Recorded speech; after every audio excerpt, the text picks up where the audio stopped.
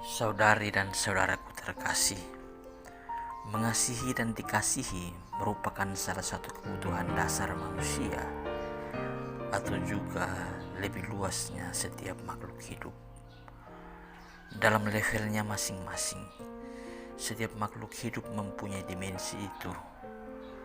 Pada manusia, mengasihi dan dikasihi adalah nilai luhur yang universal, yang didasari dengan kesadaran diri untuk bertindak dan merasakan.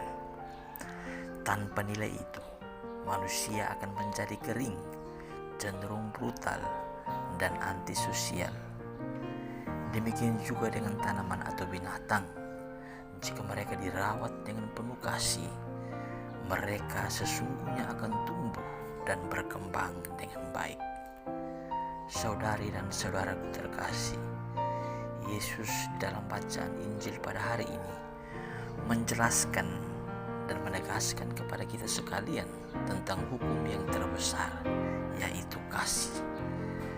Kasih kepada Allah dengan segenap hati, dengan segenap jiwa, dan dengan segenap akal budi, dan juga kasih kepada sesama seperti mengasihi diri kita sendiri.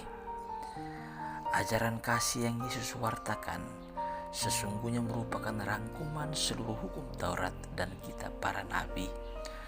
Seluruh peraturan dirangkum secara padat di dalam sikap mengasihi, dan kasih itulah yang harusnya menjadi kesadaran kita yang bisa berpikir dan merasakan. Saudari dan saudaraku terkasih, ada begitu banyak ungkapan kasih, juga pengertian yang bermacam-macam.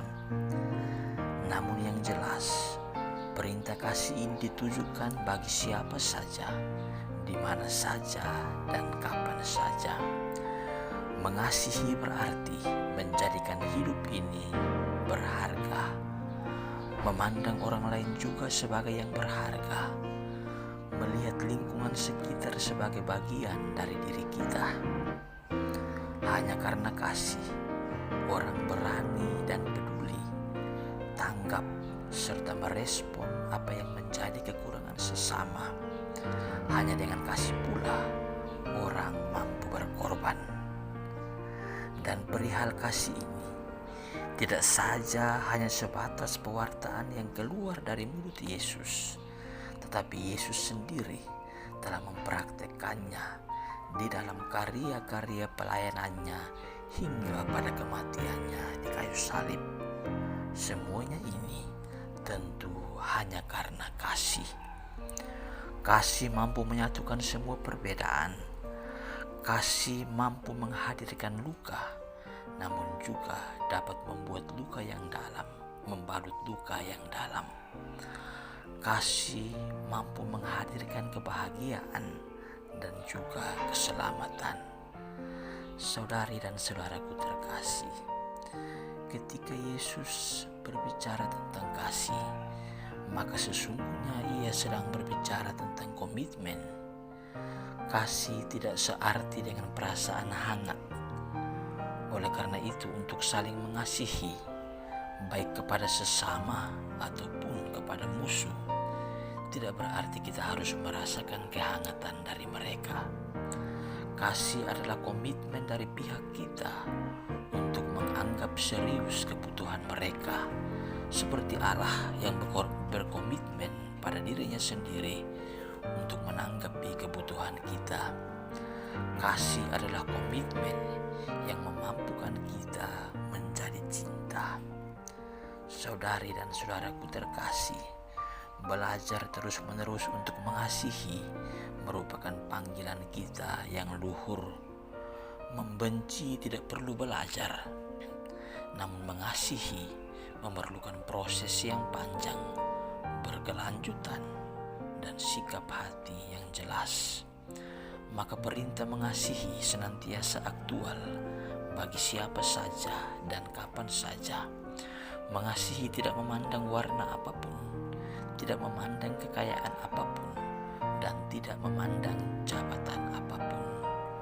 Dan sudah seharusnya mengasihi itu membebaskan, bisa jadi kasih itu menuntut pengorbanan.